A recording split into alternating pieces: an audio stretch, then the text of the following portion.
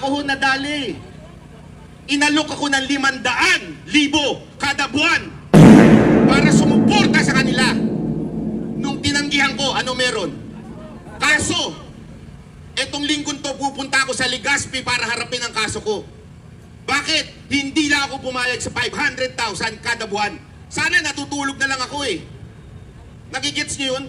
Pero hindi kaya ng konsensya ko na batikusin si VP Sara Duterte na walang dahilan. O eto na yung sinabi natin nakaraan tungkol sa mga bayarang vlogger. Yung mga panahon na yan na inalok si Banatbay, maraming mga vlogger ang inalok niyan. At binuking natin yan dito noon sa page natin at nabuking po yung nag-aalok. May vlogger po sa kabila na nag-aalok at isa po sa yan si Banatbay na mukhang malaki-laki po yung inalok sa kanya. Eh, yung vlogger na yun na nag-aalok ay nagpalit ng page sa kahiyan kasi binuking. Maraming vlogger na nag-booking. Hindi lang si Banatbay nag-booking noon sa mga alok-alok na yan. Kaya, yun po yung nakaraan. May bago tayong video dyan tungkol sa mga binabayaran. Eh, ito si Banatbay ay alam naman natin na hindi basta-bastang vlogger to. May malaking followers to.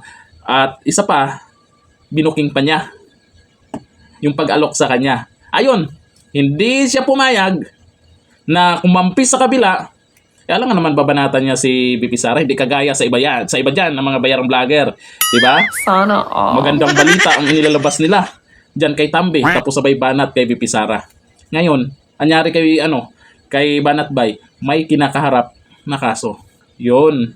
Kasi sa lahat ng mga inalok, isa ito sa talagang target nila na makuha.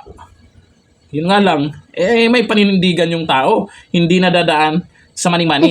Yung mga nandyan na patuloy na sumusuporta, 1530 pa rin ba? Sana Sana all. Ay, magpapasko, di ba? Eh, mas maganda pa rin talaga na malaya kang nakapag-vlog kung ano yung gusto mong i-upload. Kasi mahirap naman yan, YouTube channel mo, tapos may magmamando sa'yo kung ano yung gustong i-upload mo. O, yung kaibigan namin dyan na taga Pasay, balita, tumaas ba? Ha? Eh, ayoko naman basta na lang banggitin pangalan mo at ilabas yung conversation natin. Pero thank you pa rin kasi namigay ka ng balato.